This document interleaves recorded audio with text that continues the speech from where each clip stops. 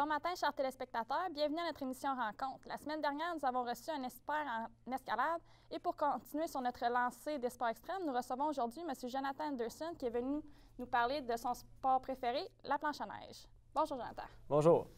Jonathan, pourquoi as-tu choisi de venir nous parler de la planche à neige aujourd'hui? Eh bien, pour commencer, j'ai décidé de vous parler de la planche à neige puisque c'est mon loisir préféré depuis ma tendre jeunesse.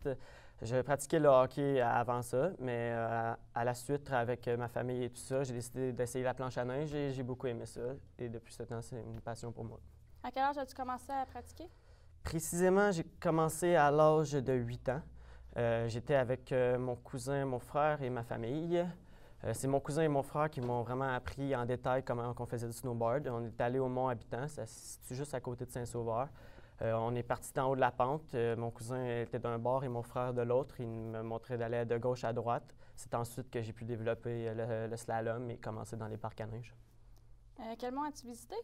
J'ai visité beaucoup de monts, particulièrement au Québec. J'ai été à Villa, Habitant, Saint-Sauveur, Olympia, tous les monts dans ce coin-là. J'étais aussi plus loin vers Sainte-Anne, Massif.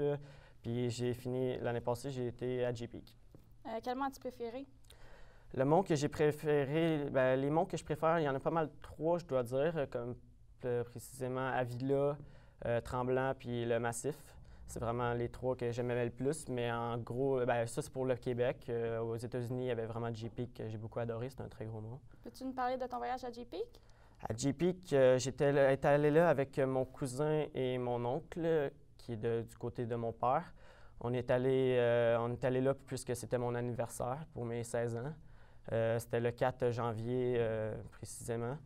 On est parti le matin, mais c'était quand même un petit bout. C'était à 3 heures de route. Arrivé là-bas, il faisait vraiment froid, mais on a eu quand même bien du fun puisque là-bas, j'ai pu voir un des grands parcs à neige qui existent aux États-Unis. Comptes-tu devenir professionnel ou c'est juste pour t'amuser? Pour l'instant, je dois dire que je fais pas mal ça pour m'amuser, puisque pour être professionnel, ça prend vraiment des grandes habiletés, puis il faut être assez fort. Mes amis sont assez pros. Moi, je suis plus dans le genre montage, puisque je fais la vidéo un peu avec des caméras, je les filme, j'amène ça chez moi, puis je fais du montage avec ça, je me fais bien du fun. OK. Je crois que tu es en production télévisuelle à la Cité collégiale. Au lieu de caméraman, y a-t-il d'autres choses qui pourraient t'intéresser dans ce domaine? Eh bien, il y a plusieurs choses. Plus qu'en production télévisuelle, on peut faire plusieurs postes. Ce qui m'intéressait au départ, c'était le montage vidéo. Ensuite, arrivé ici, j'ai beaucoup aimé faire caméraman, mais aussi travailler dans les régies comme aiguilleur, preneur de son. Il y a pas mal tout qui m'intéresse, là, puis c'est pas mal ça. Comptes-tu continuer finir ton cours? Ça t'intéresse vraiment beaucoup? Oui, je veux vraiment me mettre là-dessus parce que c'est vraiment une chose qui me passionne dans la vie. Je suis venu ici, il y a des raisons, là. C'est parce qu'au Québec, le seul cégep qui donnait, c'était à Jonquière. À Jonquière, je trouve pas ça vraiment super puisque c'était 3 ans au lieu de 2 ici. On a vraiment tous les cours, comme ça prend 60% en français, tu as de l'anglais, tu as tous les cours qui vont avec ça, éducation et philosophie obligatoire. Ici, Okay. moi, j'habite dans le coin de Valleyfield, donc c'est à peu près à 2 heures d'ici, tandis que Jonquière, c'était à comme 6 heures. Donc, je me suis dit, c'est beaucoup mieux ici, mais le prix était vraiment plus cher, mais j'adore ça quand même ici. Merci, Jonathan, d'avoir été avec nous. Ce sera tout pour aujourd'hui. La planche à neige m'a l'air d'un sport très intéressant. Quant à vous, chers téléspectateurs, vous pouvez regarder notre bande-annonce de la semaine. Vous saurez de quoi allons-nous parler dans notre prochaine chronique. Merci d'avoir été avec nous. On se revoit la semaine prochaine.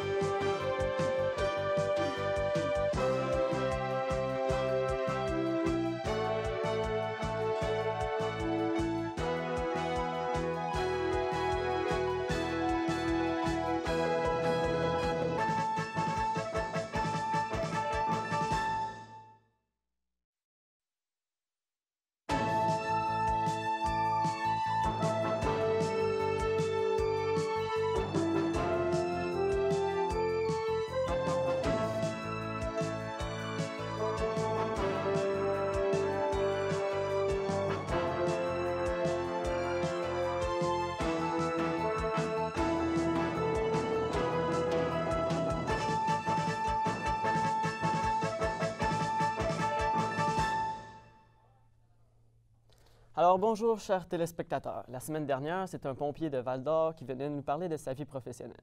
Cette semaine, nous accueillons Olivier Derry, qui étudie présentement à la Cité collégiale d'Ottawa. Il vient nous parler de lui-même et de sa vie professionnelle. Alors bonjour, Olivier.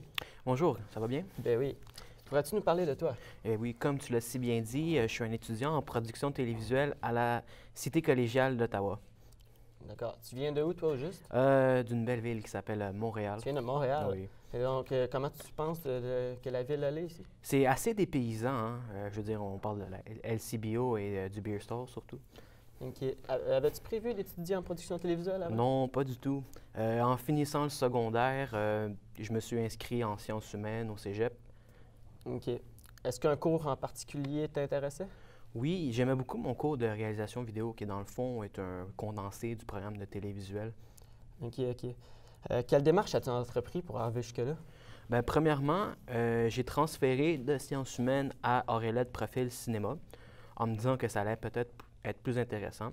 Mais quand j'ai commencé à chercher pour un travail après le DEC de 2 ans, je trouvais rien. Mais je voulais rester dans le monde de communication, donc c'est comme ça que j'ai découvert la Cité collégiale et son programme de production télévisuelle. D'accord. Pourquoi tu choisis la Cité plutôt qu'une autre? Bien, il y avait 2 choix qui s'imposaient, soit Jonquière, soit la Cité collégiale. Ottawa est beaucoup plus proche de Montréal que Jonquière, puis c'est principalement pour ça que j'ai choisi Ottawa. OK. Est-ce que les programmes, ça se ressemblait? C'était-tu la même chose? Oui, c'est pas mal la même chose, sauf qu'à Jonquière, il y a le tronc commun en plus et que la Cité collégiale est en haute définition. Bien sûr. Recommandes-tu ce cours aux gens? Ah, absolument. Ceux qui mangent de la télé vont adorer ce cours et je pense que c'est un must. OK, OK. Puis toi, dans quel domaine voudrais-tu te diriger? Ah, C'est je le ça? sais pas encore. J'aimerais ça tout faire, mais je crois que ça va se décider dans les prochaines semaines. OK. Le sport plus précisément? Ah oui, j'aimerais beaucoup être caméraman sportif pour le hockey, le football, peut-être le baseball. D'accord. Est-ce que tu aurais des conseils pour nos auditeurs? Oui, vous savez, faire un choix de carrière, c'est quelque chose d'assez sérieux, donc il faut absolument prendre le temps de faire le bon choix parce que sinon, on risque de se retrouver dans un programme qu'on n'aimera pas et éventuellement, ça pourrait soit nous faire décrocher, soit nous rendre très malheureux. OK. Toi, pourrais-tu nous parler un peu de toi, ce que tu fais à part la production télévisuelle? Ah, ben au cégep, je jouais beaucoup au football et au hockey. Mais rendu ici à Ottawa, comme je suis loin de chez moi, je passe mon temps à la cité collégiale en me pratiquant dans les studios et je suis aussi tuteur en français. Donc, j'aide des personnes qui sont moins à l'aise avec la langue française à réussir à la cité. OK. À part ça, à la cité, est-ce qu'il y a d'autres choses? Est-ce que tu es en résidence ou est-ce que tu habites dans un appartement? Non, j'habite en résidence qui sont juste en face de la cité collégiale. OK. Est-ce que tu aimes ça là-bas? Ah oui, l'ambiance est super. J'échangerais ça pour rien au monde. Ah ouais? Sauf peut-être le penthouse d'un hôtel, mais on n'est pas rendu là. Tu fais des amis ici ou c'est parce Ah que oui, c'est sûr. Je connais presque tout le monde de la résidence. Pas de nom, de face, mais il y a un début à tout. Oui, c'est sûr. Est-ce qu'il y a d'autres choses que tu pourrais nous parler de toi? Ta famille? Ah, ma famille, je l'aime beaucoup. Elle habite à Shawinigan et à Montréal, donc je la vois pas souvent durant l'année scolaire. OK, d'accord. À la cité, y avait-tu d'autres programmes qui t'intéressaient? Non, pas vraiment. Je suis vraiment venu ici juste pour production télévisuelle. OK. OK, je comprends. Alors, malheureusement, c'est tout pour ce soir.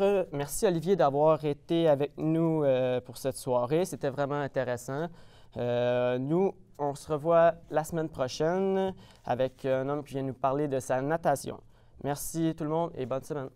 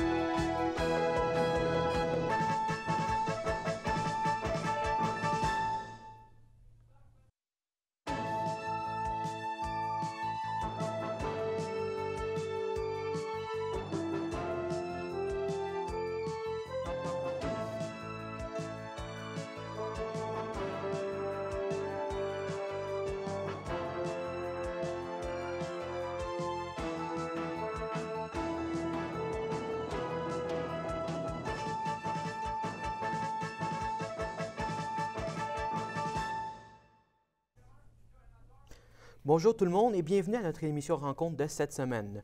Aujourd'hui, nous rencontrons quelqu'un de vraiment pas ordinaire. Elle n'a pas peur des piqûres de maringouins, de se mouiller et des bêtes sauvages. J'ai nommé Marie-Ève Beauchamp. Bonjour Marie-Ève. Bonjour. Pourrais-tu nous parler un peu de toi?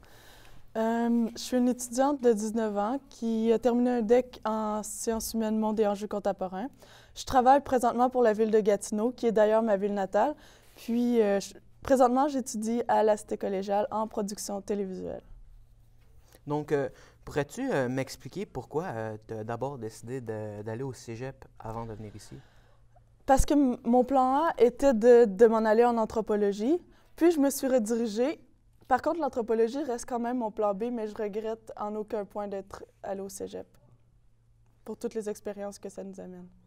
Quel genre d'expérience?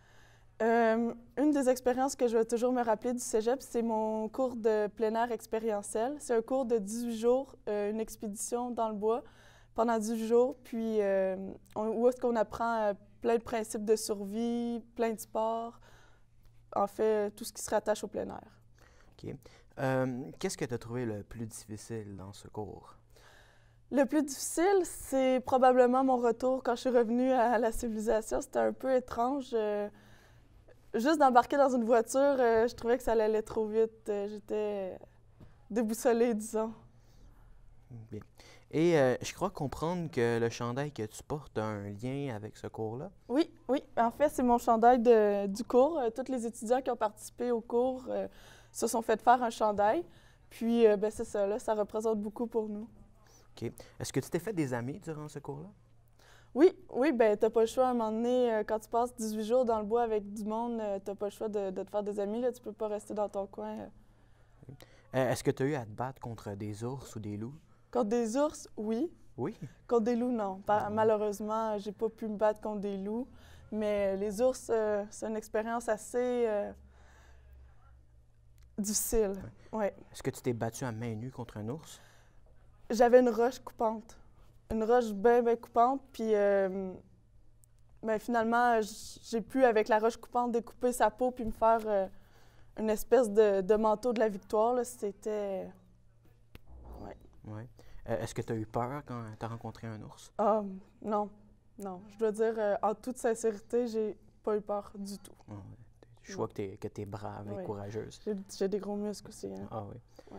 Dire, est-ce que tu recommanderais cette expérience-là à quelqu'un? De se battre avec des ours ou... Bien, le cours, en fait. Ah oui, le cours. Oui, bien entendu, le cours. Tous les étudiants du cégep qui auraient la chance de participer à ce cours-là, 100%, je vous encourage là-dedans. Allez-y. C'est vraiment une expérience qui change une vie. C'est super intéressant. OK. Bien, merci infiniment d'avoir répondu à nos questions, Mademoiselle Beauchamp. Donc, si vous cherchez davantage de renseignements au sujet du cours de plein air expérientiel, vous pouvez vous référer au Cégep de l'Outaouais à l'adresse suivante, www.cégepdeloutaouais.com. Si vous avez des questions à propos de l'émission, vous pouvez contacter notre service à l'auditoire au 1-900-888-4444 ou au tvcité.com. Est-ce que je pourrais parler de comment le cours est? Qu'est-ce que c'est? Oui, si tu veux aussi. Oui, oui, je pourrais peut-être expliquer comment c'est le cours. Le cours, on fait 3 jours de vélo, du kayak, de l'escalade, un solo, 48 heures solo même. Donc, c'est super intéressant, un vraiment bon cours à suivre. Ah, ça doit. Donc, merci Marie-Ève.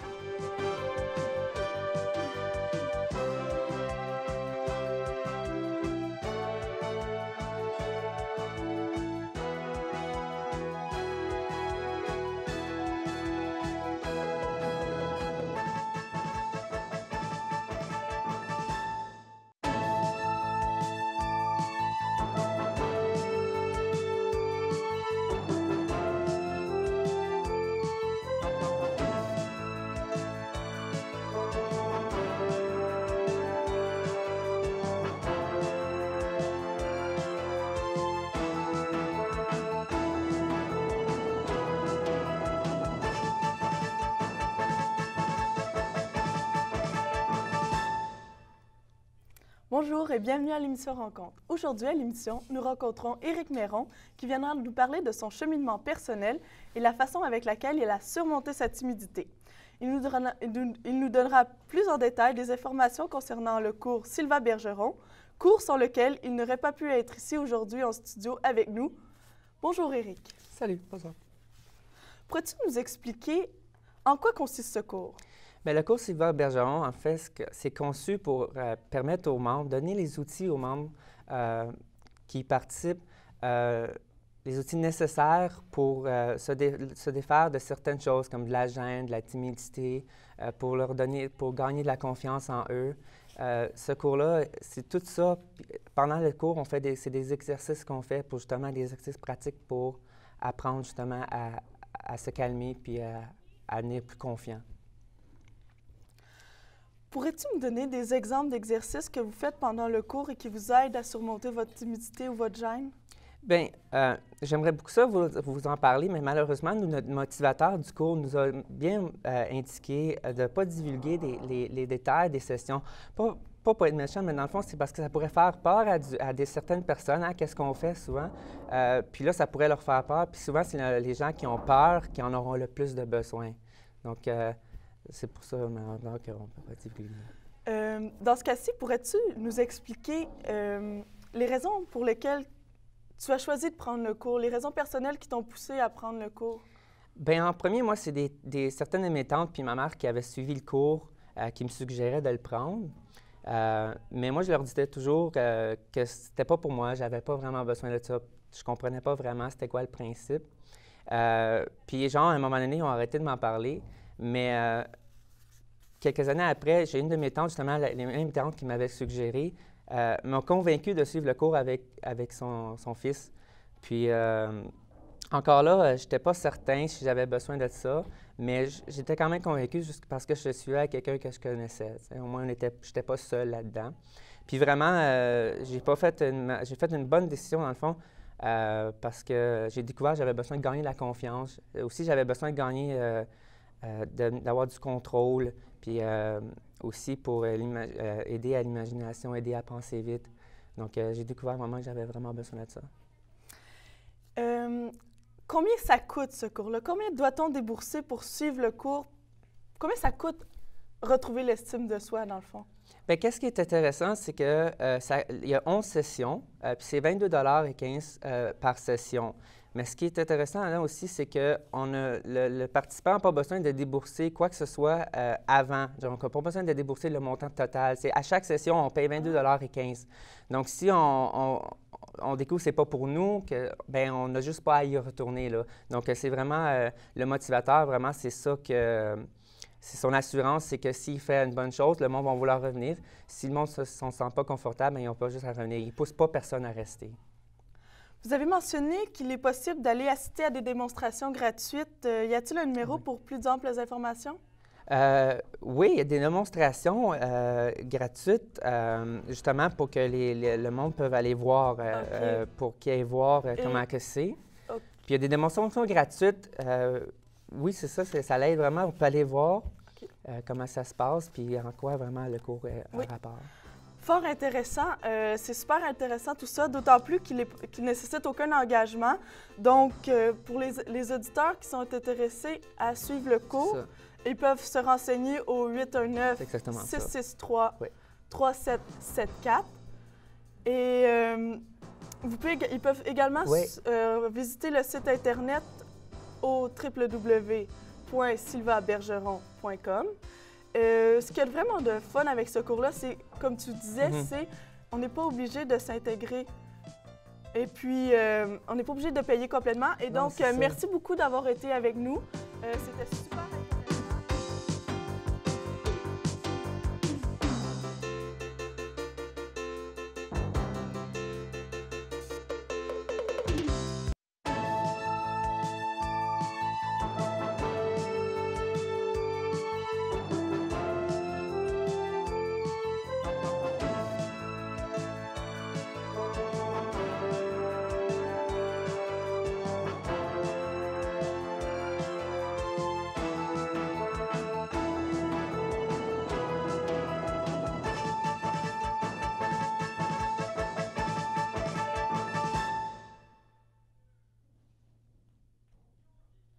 Alors bonsoir et bienvenue à l'émission Rencontre. Lors de cette émission, j'ai la chance de rencontrer des gens qui ont toutes sortes de choses à me partager. Ce soir, je rencontre Alex Gervais, un jeune homme fort sympathique qui souhaite me faire part de son voyage à Whistler. Alors bonsoir Alex. Bonsoir. Alors sans plus tarder, je disais plutôt que vous êtes allé à Whistler. Avez-vous aimé cet endroit? Ah oui, c'était incroyable, là, comme... Encore, j'y pense, puis je veux juste tu sais, aller vivre là-bas. Là. C'était vraiment une expérience vraiment incroyable. Puis pourquoi avez-vous décidé d'aller faire un voyage à Whistler? Ben ça, c'est moi puis mes amis. Genre, en 9e année, on a décidé qu'on a commencé à faire du bicycle de montagne. On a décidé qu'on va aller à Whistler. Tu sais, à cause de toutes les vidéos qu'on voyait, tout ça, on va aller à Whistler. Puis on s'est dit qu'on allait s'acheter un autobus, un vieil autobus, tu l'as rénové, tu l'as changé, puis genre faire un road trip, si tu veux, à Whistler. Puis là, on a découvert que ça allait être beaucoup trop cher, surtout qu'on a juste 18 ans, puis qu'on ne pourrait pas avoir nos licences pour l'autobus. Okay. Alors, on a pris l'avion, puis comme, tu sais, c'est vraiment cool, là, de en haut, tu sais, on voyait les rocheuses, puis tout ça, là, c'était vraiment, c'est le fun. OK. Puis vous êtes allé là à combien de temps vous êtes allé à Whistler? C'était un voyage de 3 semaines, mais on a resté à Whistler juste pendant 2 semaines. Puis la 3e semaine, on est allé chez la sœur de mon ami qu'on est allé avec. C'était à Victoria. Puis là, on est allé camper, puis c'est ça. OK. Vous disiez avant l'entrevue que vous êtes allé faire du vélo, c'est ça que vous disiez? Oui. Vous êtes allé en avion, vous disiez aussi. Oui. Mais avez-vous amené votre propre vélo ou vous avez loué un là-bas? Oui, non, on l'a amené dans l'avion. Il fallait qu'on achète des boîtes de carton vraiment grosses. Puis il fallait qu'on démanche notre bicycle au complet, ôter les roues, dégonfler, puis compresser la suspension, puis tout ça pour que ça fasse dans la boîte. Puis mon ami il a passé 3 rouleaux de duct tape, Tina Silver, de tape silver, puis sur sa boîte, juste pour le protéger. Alors vous avez emmené votre vélo en avion? Dans une boîte de carton. Dans une boîte de carton, c'est pas que le faire, ça. Ouais. Mais vous êtes allé là combien? Es-tu allé là tout seul? Tu étais avec tes amis, tu disais? Oui, 2 amis. 2 amis? Ouais, 2 amis. C'est ça. Il y en a un qui est juste resté 1 semaine à cause des problèmes d'argent. C'est trop cher pour lui. Puis, c'est ça, moi et mon autre ami, on est resté 1 autre semaine à Whistler. Puis la 3e semaine, on est allé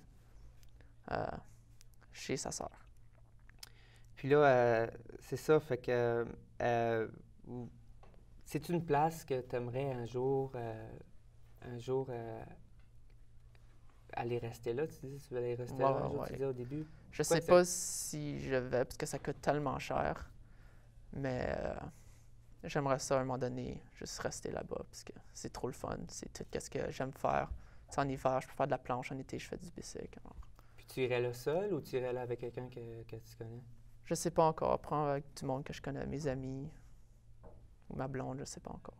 T'as-tu ton famille à Whistler ou non. C'est vraiment ben, j'ai un cousin qui reste à Vancouver, mais je ne l'ai pas rencontré. Mais c'est le plus beau. OK, parfait. Puis là, donc c'est ça. Fait que je vois que Whistler, c'est une place que tu aimes beaucoup. Oui. Ça, c'est dans les Rocheuses, c'est ça, hein? Oui. Okay. C'était... Bon, ben alors, merci. C'est tout le temps que nous avons ce soir. Je te remercie, Alex, d'avoir venu prendre le temps de venir me raconter ton aventure. C'était vraiment intéressant.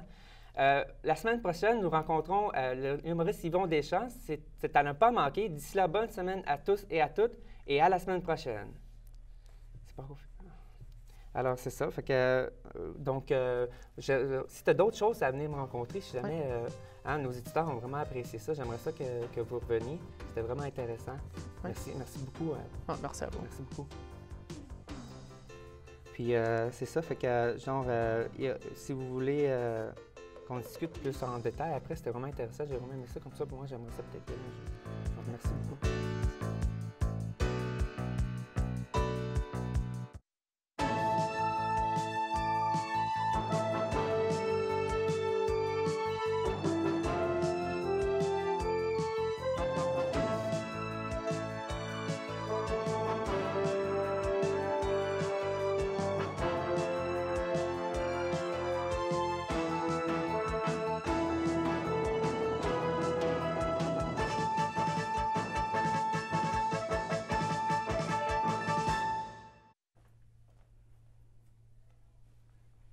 Bonjour et bienvenue à l'émission Rencontre. Mon nom est Alexandre Gervais et je serai votre animateur pour aujourd'hui. Nous avons ici Jessica Paquette qui vient de Hawkesbury. Alors, elle va nous parler un peu d'elle. Bonjour, bienvenue à notre émission. Ça va bien? Ça va bien, merci. Et vous? Oui. On sait que tu viens juste de quitter ton nid familial de Hawkesbury pour t'établir à Ottawa. Comment tu prends le changement? Vraiment bien, en fait. Je trouve que c'est vraiment différent de ce que j'habitais avant, mais vraiment, je suis une fille qui adore le changement, donc j'adore ça. Il y a beaucoup plus de choix de restaurants, magasins, diversité culturelle. J'aime vraiment ça, mais il faut que j'avoue que j'ai quand même une place dans mon cœur pour ma ville natale. Si tu avais à choisir un autre domaine que Prod Télé, lequel choisirais-tu? Sans hésiter, je dirais la photographie. J'adore prendre des photos puis les éditer. Prendre des photos, c'est ma vie. J'ai toujours ma caméra dans ma sacoche, tout le temps près de moi. Lorsque tu étais jeune, tu rêvais de devenir quoi? Lorsque j'étais en maternelle, j'avais dit à mes collègues de classe que je voulais devenir danseuse de ballet. Ensuite, au primaire, j'ai changé d'idée, je voulais devenir enseignante. Mais c'est au secondaire que j'ai décidé ce que je voulais vraiment faire parce que j'ai appris à me connaître puis à connaître plus mes intérêts. Donc, j'hésitais entre design de mode ou photographie ou le monde de la télé. Et me voici aujourd'hui, j'ai opté pour le monde de la télévision. OK. Qu'est-ce que tu aurais aimé faire que tu n'as pas encore fait? Il y a beaucoup de choses que j'aurais aimé faire que je n'ai pas encore fait. Une chose que j'aimerais bien faire un jour, c'est prendre des cours de danse contemporaine. Parce que j'adore danser tous les styles de danse, mais ce style-là me passionne vraiment. Ça me donne des frissons quand j'écoute ça à la télévision. Puis, en fait, il y a beaucoup de choses. J'aimerais voyager. J'aimerais aussi peut-être faire un saut en bungee une journée. Oui. Si je regarderais ton iPod, quel artiste que je trouverais ces temps-ci? Sur mon iPod, il y a beaucoup de choses de A à Z. C'est totalement différent. Il y a autant de techno qui parlent de la musique expérimentale, désolée. Ces temps-ci, j'écoute beaucoup les Beatles, autant les versions originales que celles du film Across the Universe. Puis, un groupe comme ça que j'aime bien, c'est MGMT ces temps-ci. OK, c'est bon. Pour toi, l'amour, c'est quoi? Pour moi, l'amour, c'est indispensable. C'est quelque chose que je pense que tout le monde a besoin dans sa vie. Autant l'amour des parents que des amis vraiment proches. Je trouve que tout le monde mérite d'être aimé. Quel est ton pire défaut? Mon pire défaut, je dirais que je suis procrastinatrice. J'ai tendance à mettre tout au lendemain, mais je me débrouille bien. Puis depuis que je suis au collège, je me suis vraiment améliorée. C'est vraiment moins pire. Je fais plus mes choses à temps. Mais un autre défaut que j'ai, je dirais, ce serait la gourmandise. J'aime beaucoup les bonbons puis le chocolat. Tes matières favorites et celles que tu aimais moins lorsque tu étais au secondaire? J'hésite à dire pour les favorites art visuel et art dramatique.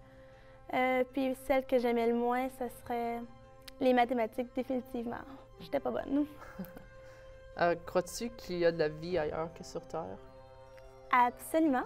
Mais je crois qu'on n'a pas encore assez élaboré les méthodes de recherche pour savoir si, par exemple, il y aurait d'autres planètes qu'on n'a pas encore trouvées. Mais cette question-là pourrait mener à des réponses vraiment complexes. Puis je ne veux pas trop m'embarquer dans le sujet parce que je pourrais aussi, j'ai déjà pensé une journée comme quoi qu'il y aurait peut-être une autre dimension sur la même Terre, mais qu'on ne l'aperçoit pas. C'est vraiment complexe, je n'embarquerai pas dans les détails. Malheureusement, c'est tout le temps qu'on a pour aujourd'hui. Alors, merci beaucoup, Jessica, d'avoir participé à notre émission. C'était très intéressant. Alors, mon nom, c'est Alexandre Gervais et je vous dis à la prochaine rencontre. Salut. As-tu d'autres anecdotes que tu veux parler à l'école que tu as eues? D'autres anecdotes de l'école? En fait, je pourrais dire que la première fois que j'ai visité, c'était pour visiter les studios de photographie, mais que mon coup de cœur, ça tombait pour télévision. C'est quelque chose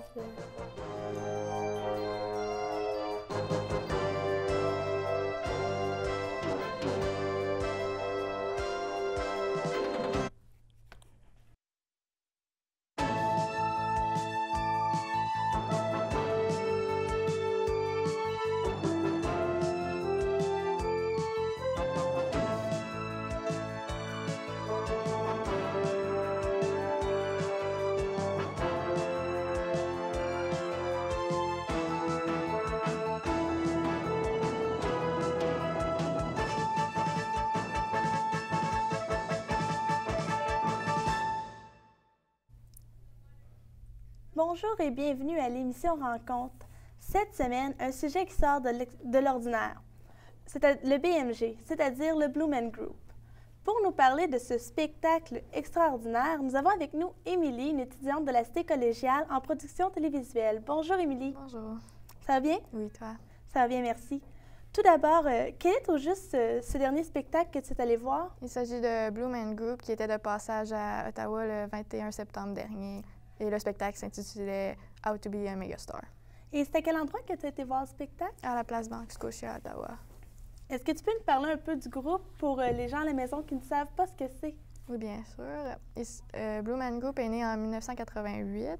Il a été constitué de 3 gars avec la peau bleue, vous comprendrez donc pourquoi il s'appelle Blue Man Group, et de 35 autres membres, des musiciens, dont une femme, et ils sont séparés en 7 troupes.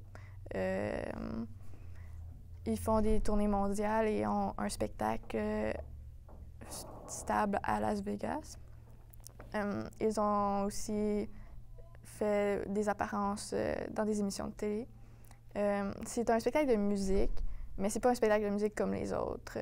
Ils utilisent des tuyaux de différentes grandeurs ou des bidons et d'autres choses bien spéciales, dont de la peinture et tout ça. Wow, c'est vraiment intéressant, mais tu as dit plutôt qu'ils avaient participé à plusieurs autres émissions de télévision. Peux-tu nous en nommer quelques-unes? Oui, ils ont fait fait une apparence dans Les Simpsons et Les Griffins. Est-ce que tu peux nous décrire le spectacle? Oui, au début du spectacle, on voit les 3 gars qui achètent un DVD style infopublicité qui dit comment devenir une mégastar. Et tout au long du spectacle, bien, on voit ces 3 personnes faire écouter le DVD et suivre les instructions, et ça peut être parfois très drôle. Quelle a été ton appréciation par rapport à ce spectacle? J'ai adoré ce spectacle. C'est pas un spectacle comme les autres et c'était très le fun. Combien sur 10? Je dirais un bon 8. Est-ce que tu conseillerais ce spectacle aux gens à la maison? Oui, c'est un spectacle pour toute la famille. Vraiment, je le conseille à tout le monde. Est-ce que tu dirais même que tu retournerais le voir une deuxième fois? Oui, définitivement. J'adorerais aller une deuxième fois. Est-ce que c'est un spectacle que tu conseilles à un certain public? Ben non, je dirais... c'est vraiment pour tout le monde. Des petits-enfants, des adolescents, des adultes. Donc, il n'y a aucune catégorie d'âge qui est Je pense pas. spécifique pour ce spectacle? Non. Toi, quand tu es allée, est-ce que tu es allée avec tes parents, tes amis? Oui, je suis allée avec mon père, parce qu'il y avait eu des billets par sa compagnie, et avec d'autres amis. C'est intéressant. Est-ce que tu as d'autres amis qui ont été le voir, qui l'ont apprécié aussi? Non, malheureusement, je suis la seule à été le voir. C'est très intéressant. Merci de nous en avoir parlé. Donc, comme vous pouvez le voir, le BMG, c'est un groupe de personnes qui sortent de l'ordinaire carrément et qui nous offrent un spectacle extraordinaire. C'est déjà tout pour aujourd'hui, mais soyez là des nôtres à la prochaine émission Rencontre. La semaine prochaine, nous vous parlerons d'un sujet encore mieux que celui-ci, non, en fait, encore plus extraordinaire.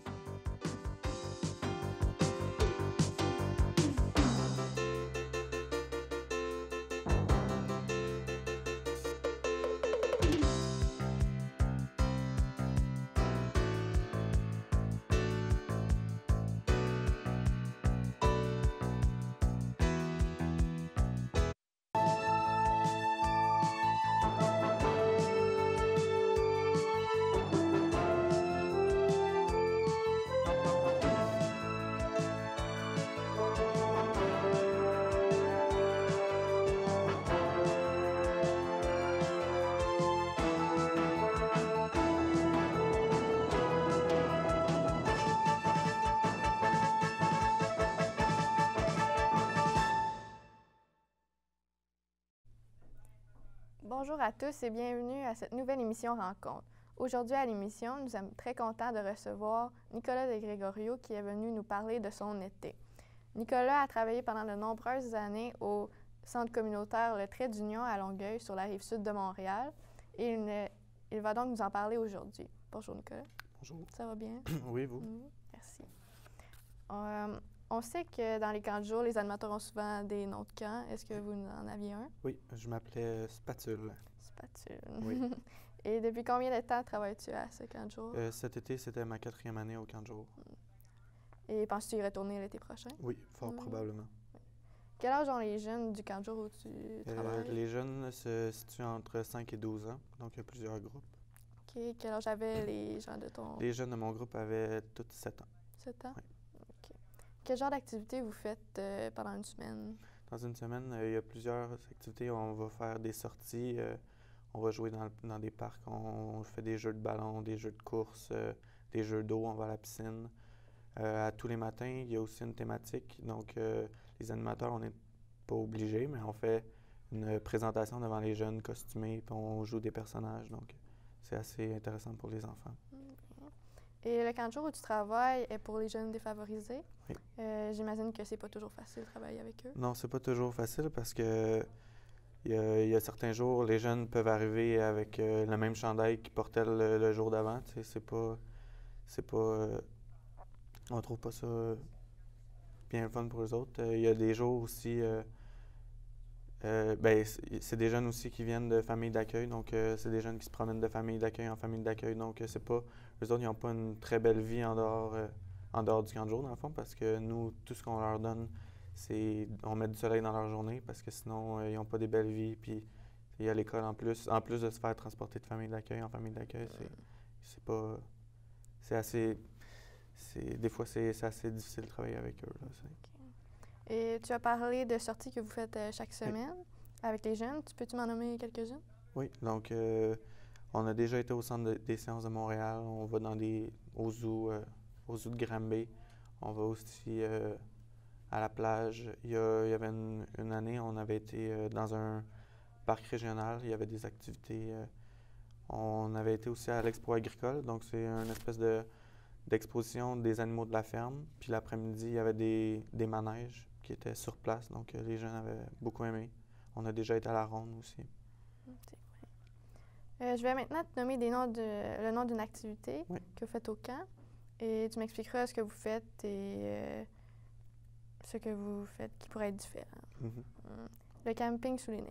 Le camping sous les néons, c'est une activité qui se déroule durant la nuit. Donc, les jeunes les plus vieux, donc ceux qui ont de 8 à 12 ans, sont invités à coucher au camp de jour. Et on monte les tentes à l'intérieur, donc sous les néons. Il y a plusieurs activités durant cette soirée-là, dont une bataille d'oreillers, une randonnée nocturne. Donc, on va à l'extérieur. Il y a des animateurs qui sont déguisés et qui vont faire peur aux jeunes.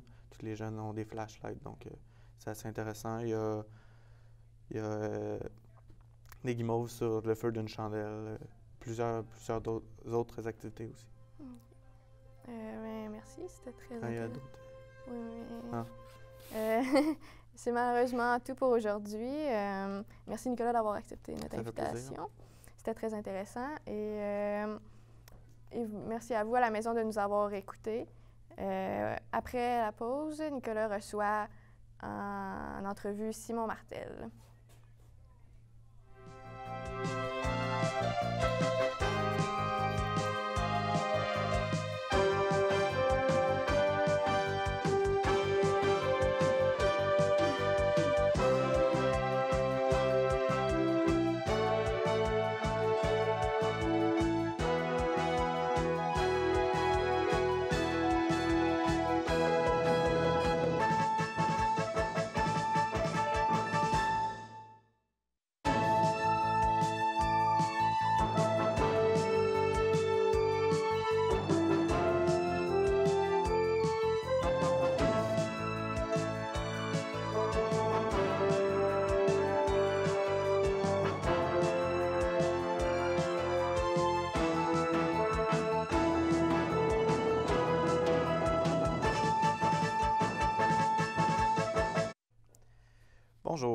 Bienvenue à l'émission Rencontre. Aujourd'hui, on reçoit l'ancien premier maître Simon Martel. Ce dernier nous parlera des 2 voyages qu'il a fait dans la dernière année. Simon faisait partie des cadets et c'est grâce aux cadets qu'il a pu faire ces 2 voyages. Il nous parlera aujourd'hui de ses expériences et comment il a fait pour s'y rendre. Bonjour Simon. Bonjour. Ça va bien? Ça va très bien, toi? Bien, merci. Donc, tu me racontais tout à l'heure que tu as eu la chance de faire 2 voyages au cours de la dernière année. Un avec la Garde côtière du Canada et l'autre sur une frégate de la Marine canadienne. Oui, c'est ça. Qu'est-ce qui t'a poussé à faire ces 2 croisières? Bien, en fait, c'est avec les cadets de la Marine que j'ai fait ces 2 voyages-là, soit l'été dernier et durant l'hiver dernier. Donc, pendant qu'au Québec et en Ontario, on était majoritairement dans des tempêtes de neige. Au mois de février, j'étais à Hawaï, justement sur une frégate de l'Armée canadienne. J'étais là-bas en stage, en fait, autant sur le bateau de la Garde côtière que sur le bateau de la Marine. D'accord. Tu es allé dans quelle région pour faire ces 2 voyages? Bien, avec la Garde côtière, on est parti. J'ai eu la chance d'aller chercher mon matériel arctique dans le coin d'Halifax. Donc, on a visité Halifax pendant 2-3 jours. Après ça, on est parti à Saint John. Puis c'est vraiment à Saint John qu'on est embarqué sur le bateau de la Garde côtière. Et on a eu la chance de monter carrément jusque sur le dessus du Québec, au nord du Québec. Ensuite, on est remonté jusqu'à 2 places au Nunavut, dont Palm Inlet et Iqaluit, qui est la capitale du Nunavut. Puis on est monté jusqu'au Groenland sur une base aérienne américaine. Est-ce qu'il y avait d'autres cadets qui étaient avec toi? Sur la Garde côtière, on était 4 cadets de partout au Canada, donc Ontario, Manitoba, Halifax et Montréal. Tandis que sur la frégate de la Marine, quand on est descendu à Hawaï, on était 6 cadets, mais il y en a 2 qui ont désisté après 2 jours à cause du mal de mer. Je vois. Quel type de sélection qui sont faites pour choisir les cadets qui vont faire partie de ces voyages? Bien, en fait, toutes les sélections se font à partir du bureau des cadets, donc les bureaux régionaux. Il va y en avoir un par bureau administratif par région, donc les régions de l'Est, les régions de l'Atlantique, du Centre. Donc moi, je suis dans la région de l'Est. J'envoie carrément un dossier, mon dossier de cadet avec une demande. Et c'est carrément des fonctionnaires dans un bureau qui travaillent pour les cadets qui vont évaluer les différents dossiers et qui vont faire la sélection de qui va participer à différents camps. OK. J'ai dit tantôt que tu étais un ancien premier maître. Oui. Qu'est-ce qu'un premier maître? Bien, premier maître, c'était mon poste, donc c'était mon grade. J'étais cadet premier maître de 2e classe. C'est moi, dans le fond, qui était l'assistant. J'étais le numéro 2 du corps des cadets. Je gérais le corps des cadets, dans le fond, avec mon Chief One. Puis c'est moi qui ordonnait les activités. Là. Donc, en dehors de ces 2 voyages-là, ça fait combien de temps que tu es cadet? J'ai été dans le cadet de la Marine en tout durant 9 ans, parce que j'ai fait la ligne navale. Sinon, ça m'a donné un gros 5 ans vraiment dans les cadets de la Marine, où j'ai eu la chance de faire différents camps d'été, dont 2 voyages, ainsi que des camps de formation générale, un camp de canonnier et un camp comme sauveteur. OK. Donc, il va falloir... Oui, j'avais une joke pour toi tantôt. Oui, tu avais tantôt, une joke, je jasais vrai, du Groenland, puis oui. je disais, assurément, ça doit être un agent immobilier qui a appelé le Groenland avec son nom, parce qu'en anglais, c'est Greenland, donc l'île verte. Et assurément, ça doit être un agent immobilier qui a donné ce nom-là, parce qu'il n'y a absolument rien de vert au Groenland. C'est des roches et de la glace. Je vois. T'as-tu un autre joke comme ça? Non, j'en ai pas d'autres, mais c'était le fun, par exemple. C'est quoi les 2 dates de tes voyages? Un qui était en été 2006.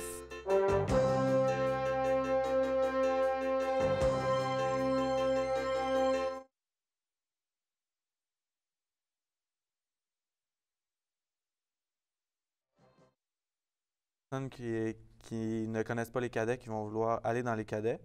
Donc, je vous souhaite une bonne journée et nous nous revoyons la semaine prochaine pour une autre émission Rencontre. Fait que là, on peut continuer à jaser. Oui, mais là, je pense qu'on nous entend encore. Ah ben là, c'est à eux autres de fermer les micros, là. Parce que nous autres, on veut jaser. J'ai d'autres jokes.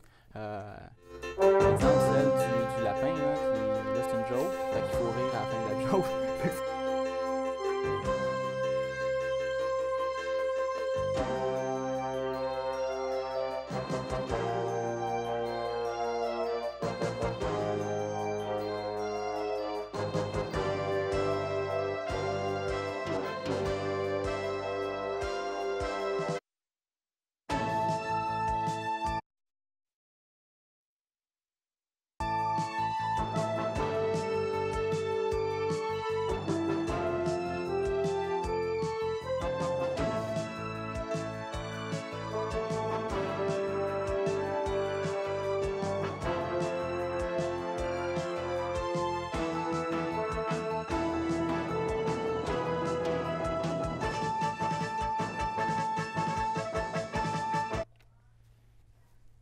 Bonjour, Mesdames, Messieurs. En 2008, nous connaissons tous l'importance d'une bonne formation académique. De plus en plus de choix s'offrent à ceux et celles qui désirent obtenir un diplôme, que ce soit les diplômes d'études professionnelles, éducation aux adultes, collégiales et universitaires.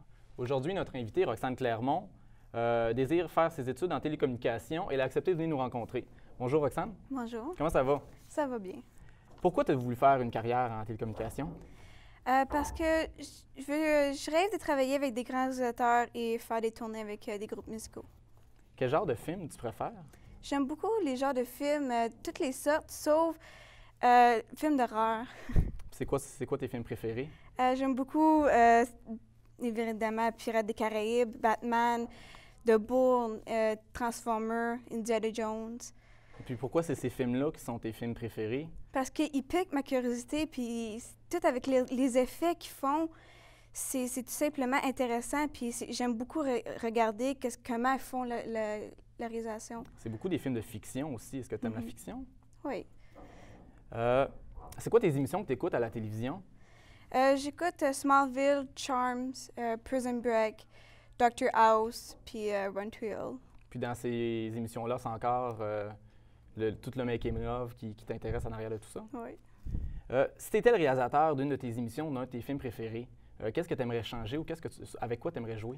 Mais j'ai beaucoup remarqué dans des films d'action qu'ils font bouger souvent la caméra pour faire un effet de mouvement rapide comme dans The Bull et dans Transformers.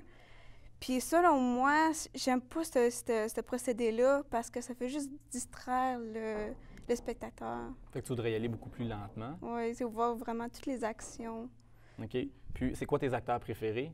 J'aime beaucoup Kristen Bell, Orlando Bloom, Johnny Depp, Hayden Christensen. Et avec qui voudrais-tu travailler comme réalisateur?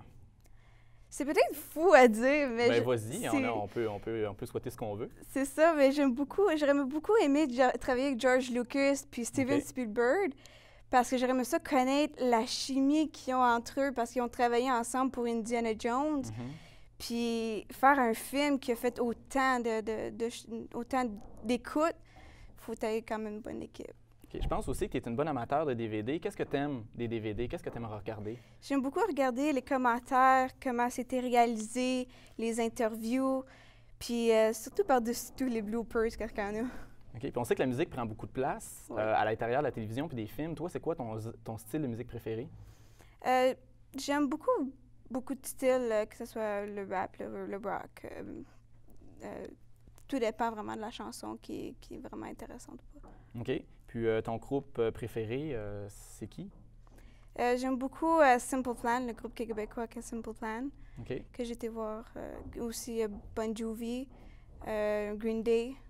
Puis si je te donnais la chance de partir en tournée avec un groupe de musique, avec lequel choisirais-tu de partir? C'est vraiment avec le groupe québécois Simple Plan. C'est avec Simple Plan? Oui. Et pourquoi ce groupe-là en particulier? Parce que c'est un groupe local qui est sympathique et très près de leur public. Oui, ça c'est vrai. Avec tous ces points-là, pourquoi tu voudrais faire... qu'est-ce que tu veux faire en télévision? Pour le moment, je suis vraiment en train de choisir où que je voudrais être. Fait que j'ai beaucoup de choix en ce moment pour savoir où que je vais travailler. OK. Bien, on te souhaite de poursuivre tes études en production télévision. Merci. Et merci beaucoup d'avoir été avec nous. Et si vous voulez avoir plus d'informations au sujet du cours de production télévisuelle offert à la Cité collégiale ou tous les autres programmes offerts, je vous invite à visionner le site internet www.lacitec.on.ca. Donc, au nom de toute l'équipe de production, je vous remercie d'avoir été là et à la prochaine pour une autre émission Rencontre.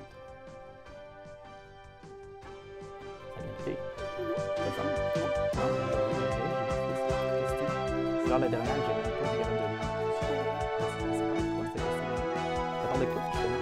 C'est que je vais faire. Avec tous ces points, comment tu procéderas pour réussir?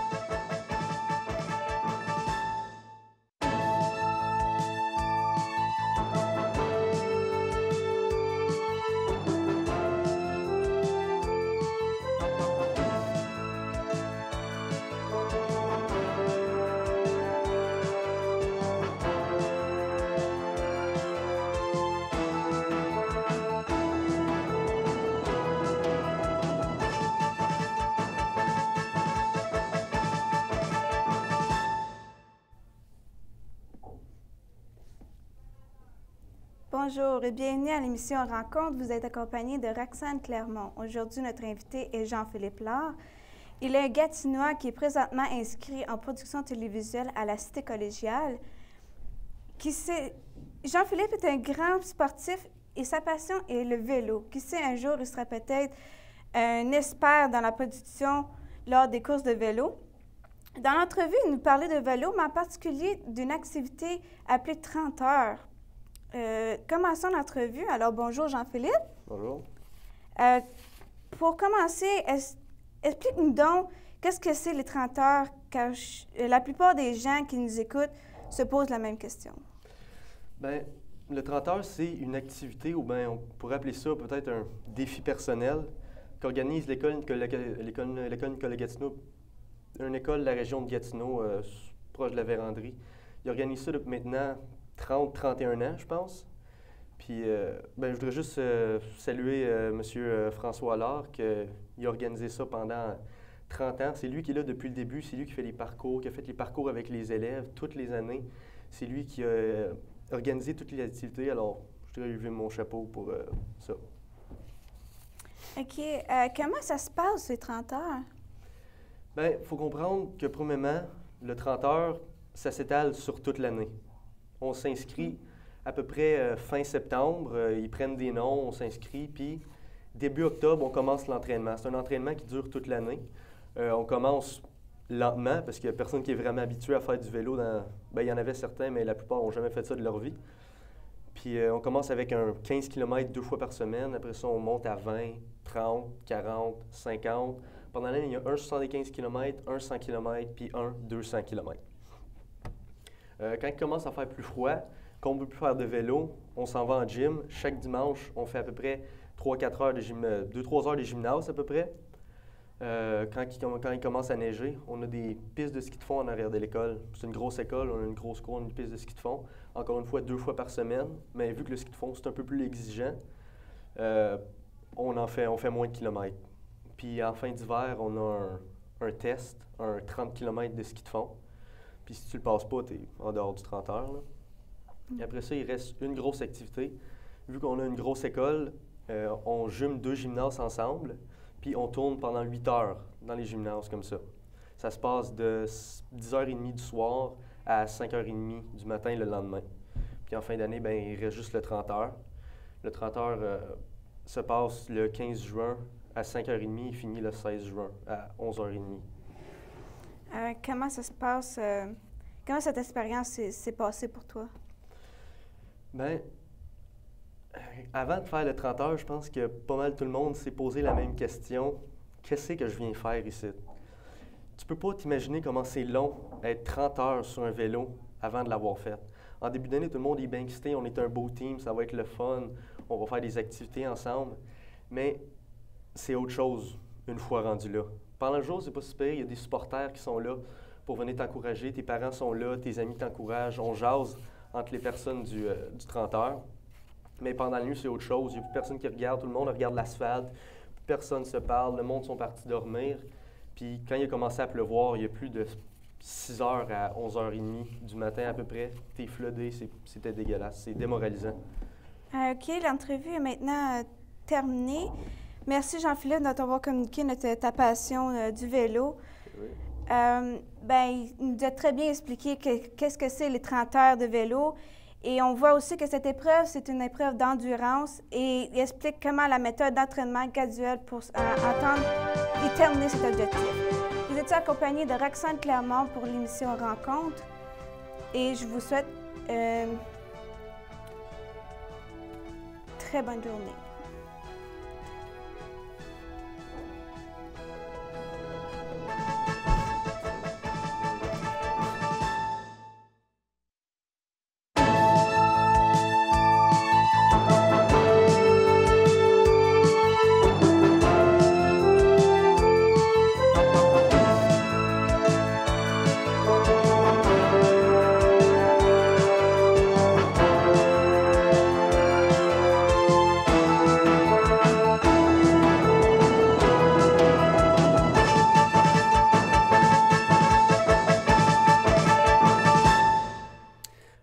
Bonjour et bienvenue à notre émission Rencontre. l'émission qui, à chaque semaine, vous fait rencontrer différents invités. Mais pour notre 15e anniversaire, on reçoit quelqu'un que j'apprécie particulièrement, quelqu'un qui n'est pas très connu, mais qui gagne à l'être. Philippe Daigneault, bonjour. Bonjour. Bienvenue à Rencontre. Merci. Alors, on va commencer l'entrevue tout de suite. Il y a beaucoup de personnes qui vous connaissent, alors on va commencer par vos racines, on va commencer par le commencement. Qui êtes-vous exactement? Premièrement, comme vous le savez, je m'appelle Philippe Daigneault Saint-Germain, fils de Sarah Saint-Germain et de Stéphane Daigneault. Je suis le cadet d'une famille de 4, donc j'ai une sœur aussi plus vieille. C'est pas mal ça. C'est ce qui m'a... Je suis ça. C'est bon, c'est bon. Pour élaborer dans la même branche, d'où est-ce que vous venez? Moi, je viens... je suis né à Saint-Hyacinthe, à l'hôpital Honoré-Mercier.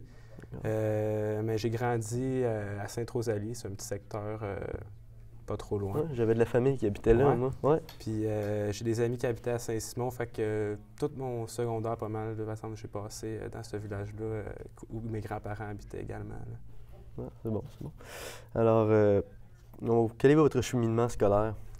Premièrement, j'ai fait mon primaire, comme tout le monde, dans mon petit secteur à Sainte-Rosalie. J'ai par la suite, en 6e année, changé d'école pour aller en anglais intensif pour perfectionner mon anglais.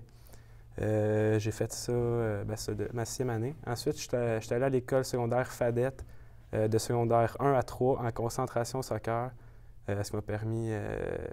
j'aimais bien ça, le sport, fait que pendant 3 ans, j'ai évolué là-dedans, fait que j'ai pas mal aimé ça. C'est un beau programme que je suggère. Par la suite, j'ai été à l'école secondaire, la polyvalente à Sainte-Delorme, en secondaire 4-5, en éducation physique, un autre programme relié au sport. Par la suite, j'ai pris 3 années sabbatiques parce que je ne savais pas trop où me diriger. J'étais un peu confus dans mon choix d'études. Puis c'est pas mal ça mon cheminement scolaire. Là, présentement, je suis à la cité collégiale. Et qu'est-ce que vous avez fait exactement pendant ces 3 années sabbatiques? Premièrement, j'ai cherché un métier qui me passionnait. Fait que les films me passionnent. Donc, je suis allé travailler au cinéma de mon quartier. J'ai travaillé là 2 ans de temps, au début comme commis, par la suite comme projectionniste. Donc, c'est un métier que je trouve fabuleux, mais que je ne voyais pas nécessairement faire ça de ma vie non plus. Par la suite, j'ai été à Vancouver rejoindre mon oncle pour 3 semaines. J'ai travaillé pour lui comme manœuvre. Ça m'a permis de découvrir une belle province du Canada. Ensuite, j'ai travaillé 1 an de temps au Super Club Vidéotron. Donc, j'ai retourné un peu dans le même genre de métier. Oui, c'est ça. J'ai bien aimé ça. Quels sont vos passe-temps? J'aime bien le sport, comme je l'avais dit. Ça me limite un peu. Je m'avais cassé le tibia lors d'un accident de soccer. Donc, ça m'a limité un peu dans mes sports pour une couple d'années. J'adore les films, comme je te disais aussi. J'en ai une collection, j'en ai plus de 200. Aussi, j'adore sortir. J'ai une passion pour la bière aussi, pas seulement pour prendre un coup, mais les déguster parce que j'aime bien ça. C'est un passe-temps aussi. Alors, avez-vous un objectif ou des projets à venir? Présentement, j'ai quelques projets en collaboration avec des amis à moi qui sont dans la musique. Un groupe de mon coin, Cécile Malaise. Donc, on écrit des textes ensemble, des trucs comme ça. Mais à part ça, c'est plus de me concentrer dans mes études. C'est pas mal ça, mes projets. D'accord. Malheureusement, c'est le temps qu'on avait. J'avais le goût de parler de votre grand-père, qui est un inventeur, comme tout le monde le sait. Alors, pour ceux qui s'intéressent, peuvent aller s'informer. Ouais, Daigneault Saint-Germain, j'imagine, ou Saint-Germain? Saint-Germain. Ouais. Alors, c'est tout le temps qu'on avait pour cette semaine. Merci beaucoup, Philippe, d'avoir participé à l'émission. Ça fait plaisir. Alors, on se retrouve la semaine prochaine, comme toujours. Alors, merci d'avoir été à l'écoute. À la prochaine.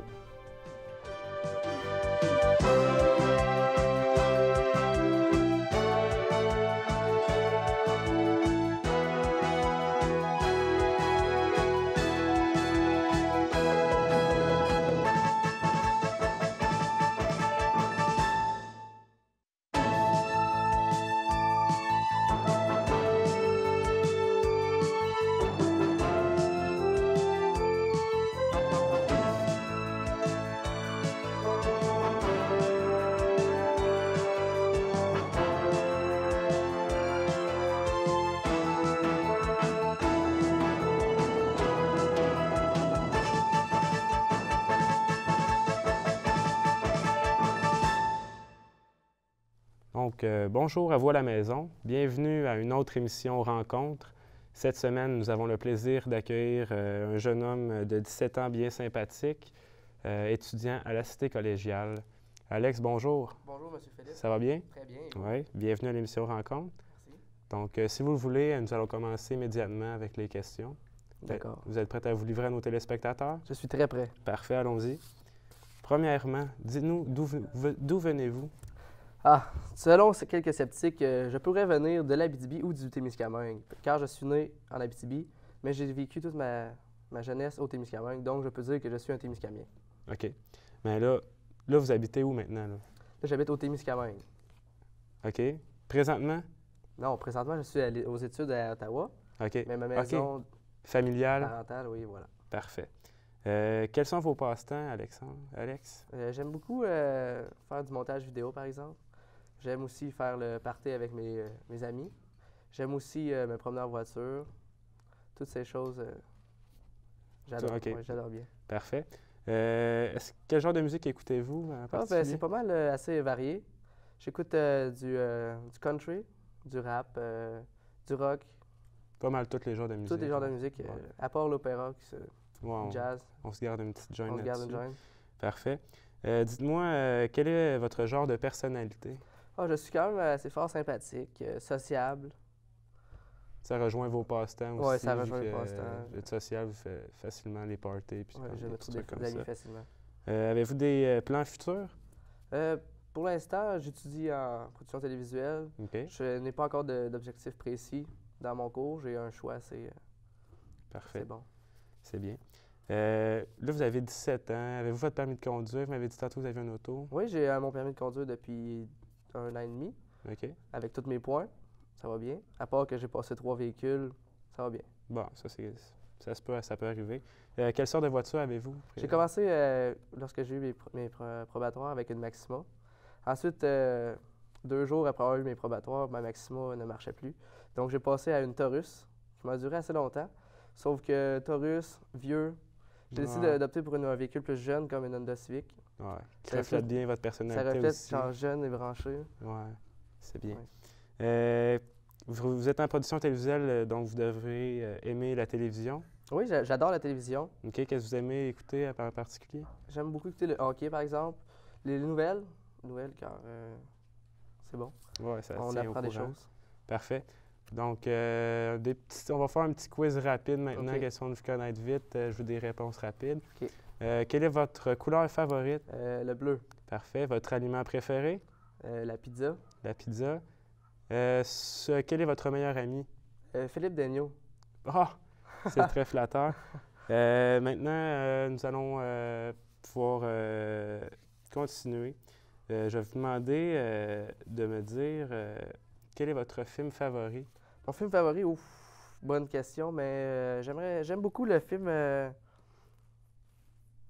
Harry Potter. Harry Potter? Oui, ça c'est un de mes films particulier? fétiches. Je n'ai pas écouté le dernier, malheureusement. OK. Mais j'ai bien aimé les c'est une 4 bonne ou 3 série. premiers. Oui. Ouais. Parfait. C'est malheureusement tout le temps que nous avions. Donc, c'était un plaisir de parler avec vous. Si jamais des jeunes filles sont intéressées par vous, est-ce qu'il y a moyen qu'ils vous rejoignent? La chambre 309 des résidences de la Cité collégiale. Vous cognez, vous rentrez, vous avez du plaisir. Vous avez un Facebook? Oui, Facebook, tout. Parfait. Donc, merci. Vous, à la maison, je vous dis à la prochaine pour une autre émission Rencontre. Nous allons avoir le plaisir de rencontrer d'autres personnes fabuleuses comme Alex, ici présent. Donc, merci à vous et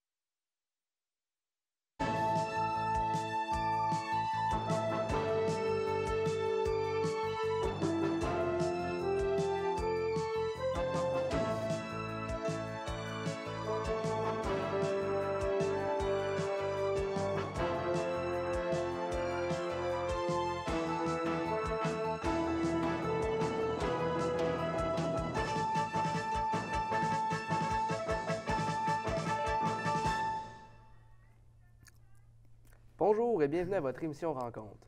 Aujourd'hui à l'émission, nous recevons quelqu'un de très spécial. Je parle bien évidemment de M. Vedran Nezic. Il nous vient de l'ex-Yougoslavie. Il a déménagé en 1994 pour aboutir au Canada. Donc, bonjour M. Nezic. Bonjour. Expliquez-moi qu'est-ce qui s'est passé en l'ex-Yougoslavie. C'est quoi la chute? Premièrement, l'ex-Yougoslavie en ce moment est divisée en 5 nations. Le conflit s'est concrétisé pendant la Deuxième Guerre mondiale avec quelques tueries au niveau des deux côtés parce que l'ex-Yougoslavie, il y a toujours une grande tension entre les musulmans, les orthodoxes et les catholiques. Mais le vrai conflit s'est concrétisé en 1992 jusqu'en 1995. OK. Et maintenant, c'est quoi les nations qui composent la Yougoslavie? En ce moment, les nations qui composent la Yougoslavie, c'est la Bosnie-Herzégovine, la Croatie, la Slovénie, la Macédoine et la Serbie. Et vous venez de? Bosnie-Herzégovine. Okay. Mais je préfère le terme canadien, bien sûr. Pourquoi? Est-ce que vous éprouvez une certaine honte de venir de là-bas? Non, pas nécessairement une honte, c'est juste que je me suis plutôt détaché. J'aime pas le fait que certaines personnes plus vieilles prennent toujours ces mêmes idéologies nationalistes. Parce que je trouve que c'est plutôt du gâchis à cause que la Yougoslavie possédait vraiment tout. Les rivières, les montagnes, les mines, beaucoup de ressources naturelles. Et sans la guerre, elle aurait été une des nations les plus puissantes au monde. D'accord. Pendant que vous étiez là-bas, il y avait la guerre. Donc, est-ce qu'il y a eu des morts ou des blessés dans votre famille? Heureusement, non, sauf peut-être ma grand-mère qui est devenue à moitié sourde en raison d'une explosion d'une grenade sur le toit de son immeuble. D'accord. Et vous aviez quel âge lorsque vous êtes décollé de la Yougoslavie pour venir au Canada? Je suis en 1994, donc j'avais 4 ans. Donc vous êtes né en 1990? Exactement. Vous trouvez pas que vous étiez un petit peu trop jeune pour pouvoir juger que, genre, ces événements de guerre? C'est sûr, j'étais très jeune. Et c'est sûr que j'ai pas aussi un très grand sentiment d'appartenance à mon pays que certains gens plus vieux, mais mon père m'a très bien expliqué la situation. Mon père, qui est d'ailleurs avocat, qui m'a très bien expliqué la situation sans aucun parti pris ni aucune idéologie. OK, vous dites que votre père est avocat. Oui. Donc, est-ce qu'il existe toujours la même profession? Non, malheureusement, ni ma mère, qui était technicienne en laboratoire, en raison que leurs diplômes n'ont pas été reconnus ici. D'accord. Et l'intégration pour vos parents est-elle très difficile ou facile? C'est sûr, au début, c'était pas très facile. Mon père devait travailler beaucoup, 3-4 jobs en même temps, plus de 70 heures semaine. En plus d'apprendre la langue, mais grâce à l'effort de mes parents, j'ai eu une enfance merveilleuse sans aucun problème. Donc, toute votre jeunesse, votre père était très occupé à travailler, donc vous ne l'avez pas vu souvent? On peut dire ça, c'est vrai. OK. Et ultérieurement, est-ce que vous comptez rester vivre au Canada? Oui, je vais rester vivre au Canada parce que je vois pas l'intérêt pour moi de revenir là-bas. Au Canada, j'ai un meilleur avenir pour moi, beaucoup plus de choix de carrière. OK. Et vous parlez de choix de carrière, est-ce que vous avez fait une décision? Oui, je me suis inscrit à Cité collégiale en production télévisuelle. En ce moment, je suis en première session et j'adore ce programme. OK. Est-ce que vous avez des plans pour l'avenir? Peut-être plus tard à l'université, mais sinon, peut-être j'irai directement sur le marché du travail. OK. À cause que c'est l'expérience, surtout de travail, qui compte dans ce métier. C'est bon. Donc, vous aimez la télévision. Quelle est votre émission préférée? Mon émission préférée, j'adore surtout les talk shows américains comme David Letterman le soir. OK. Très intéressant. J'aime sa catégorie d'invités, des artistes que j'aime beaucoup. Et votre film préféré, quel est-il? Mon film préféré? Je dois dire que c'est Titanic. Le Titanic? Ah, oui. Vraiment un très bon film. Et question rapide, votre couleur préférée? Le noir et le blanc. Mais non, je dois dire le blanc. À cause que le blanc représente la pureté de l'homme. Ah, c'est vrai. Donc, c'est tout ce qu'on a à dire. Donc, j'entends que nous n'avons plus de temps. Ce n'est pas grave. Revenez-nous la semaine prochaine, car nous aurons entrevu Stéphane Harper, qui viendra nous parler de son nouveau programme d'économie canadien. Et ensuite, suivi de Stéphane Harper, nous aurons Lucien Bouchard qui viendra nous parler de son ancien mandat en tant que président du Québec. Et voilà.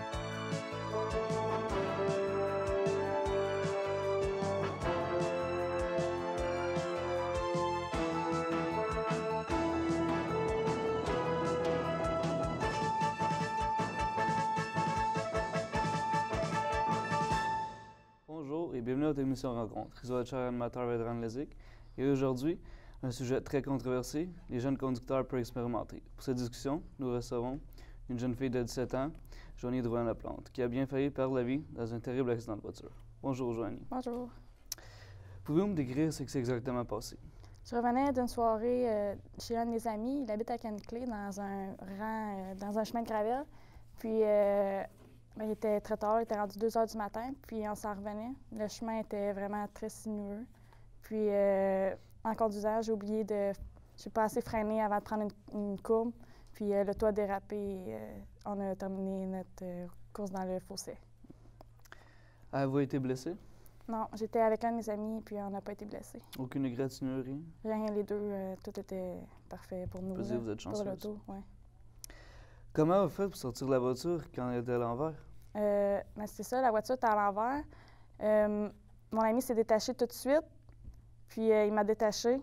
Moi, j'ai essayé, demandez-moi pas pourquoi, d'enlever la clé de la voiture parce que je voulais pas qu'elle parte en feu, là, je voulais plus de gaz dedans. Puis lui est sorti par la fenêtre.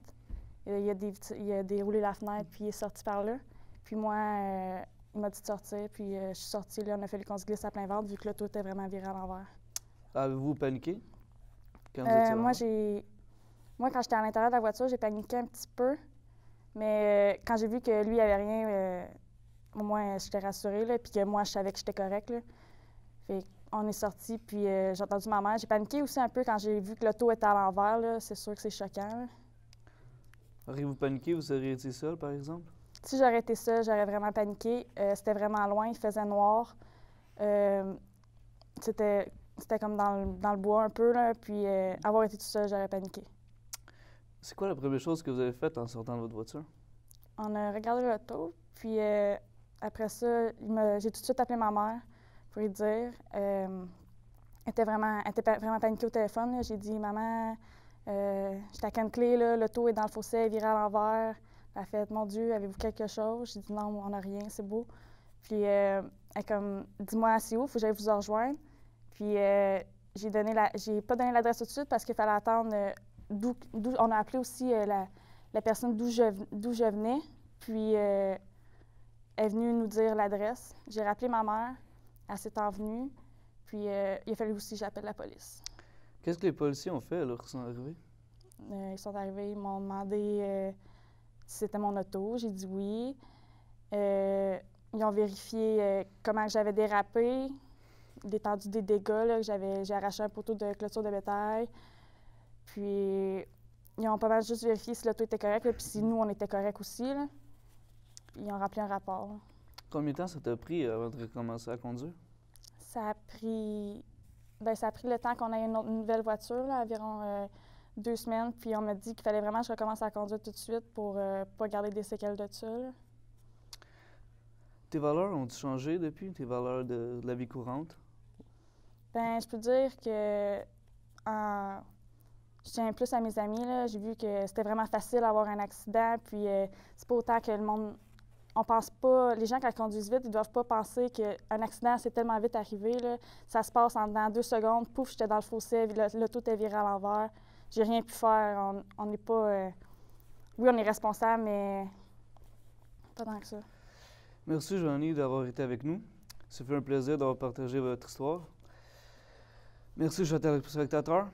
On se revoit la semaine prochaine. À plus tard.